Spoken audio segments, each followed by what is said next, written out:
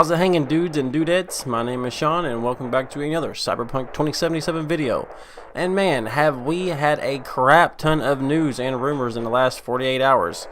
E3 is well on its way, and this is just the first of a few countdown videos to come. The first one is less speculation and more news oriented. So let's not make this video any longer than it has to be, and let's just jump right in, right? So first up, we have the Trauma Team website. It needs to be mentioned briefly, and that's not really huge news, and I'll dedicate a video to that later, in depth. There's a lot to cover today, and I don't really want a sheer amount of coverage. Excuse me, I can't script today for nothing. I don't want the sheer amount of coverage today to overshadow the detail that I could be rushed into overlooking.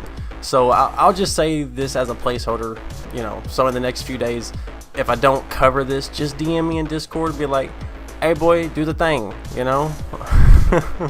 So yeah, we have a lot to cover. There's some stuff going on with Trauma Team website. Go check that out. Moving on. Recently, there was another leak from yet another person who's saying that there will be an announcement date reveal at E3, and they have, some former access cards. Their only claim of validity is that they know people. That's the only thing that validates their claim. So we won't be spending any more time on that. You know what I mean? Like, leaks are leaks. With E3 coming up, this kind of stuff is to be expected. Could be true, could not be true. A lot of the leaks are saying the same stuff.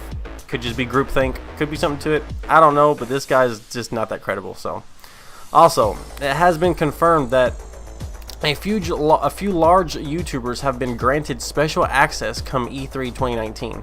The most notable among them is Yang Ya and our good friend Legacy Killer HD. I'll be making another dedicated video on Legacy Killer HD, but overall if I am to add some brief thoughts, I'd say that this small pool of highly influential tubers is one of the best. They are often tough on the cash grabby type and other corrupt gaming companies, and often they don't have to hold CDPR's feet to the fire because they constantly prove they are consumer friendly time and time again, which also goes to show that these tough tubers don't complain for the sake of outrage like the media would lead you on to believe. They are literally the mouthpiece of hardcore and sometimes even casual gamers, and will give credit where credit is due, as this shows, which is a blow to the corrupt gaming industry's propaganda that gamers are just toxic and mad for the sake of it. Definitely couldn't be the over monetization of games nowadays that you have to pretty much buy 3 times over the launch price just to enjoy it in its entirety. So, I'm going off on a bit of a tangent, but you get the gravity of CDPR's selection of these tubers here. I won't be speculating on what will happen at this, behind closed doors VIP type meeting. I'll save that for a later upload, as again, there is still even more to cover. So yeah, in short, CDPR doesn't, get much bad press, which is a perfect segue into the next news bit, which, is the negative press for CDPR that they're getting. So, I think this was a Kotaku article. I might be wrong. Correct me if I am. I'm reading a script. I'm not really researching at the moment. This article claimed that CDPR is not above the infamous development crunch that many developers often complain about, often having to work 70+ hour weeks plus weekends on top of that. Buried in that article is the fact that it's all optional if you want the extra cash, right? They just offer those extra hours to you. People would say, but there's pressure from the top and blah, blah, blah, blah, blah, Sean.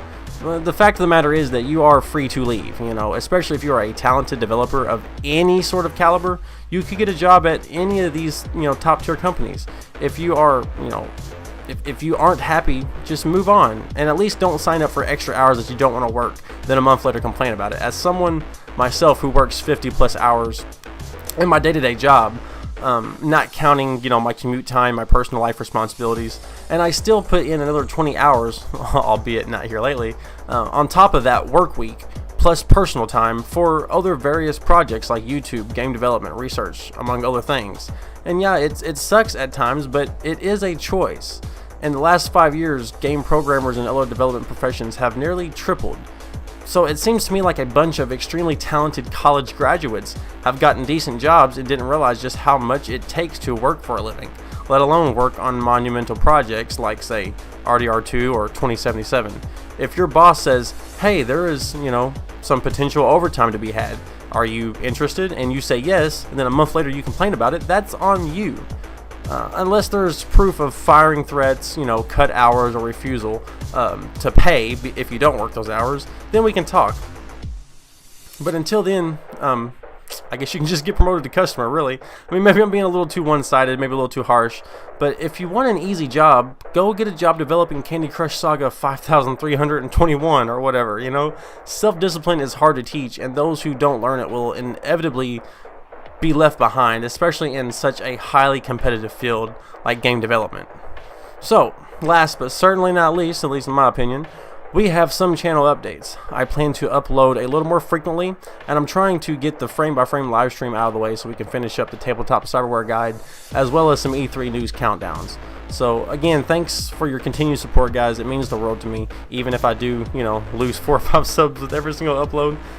And if you ever go to Walmart, not to shop, but just to stare at the creatures that live there, make sure you like and subscribe. And until next time, piss off. 2 to the 1, from the 1 to the 3. I like good pussy and I like good trees. Smoke so much weed you wouldn't believe, and I get more ass than a toilet seat. 3 to the 1, from the 1 to the 3. I met a bad bitch last night in the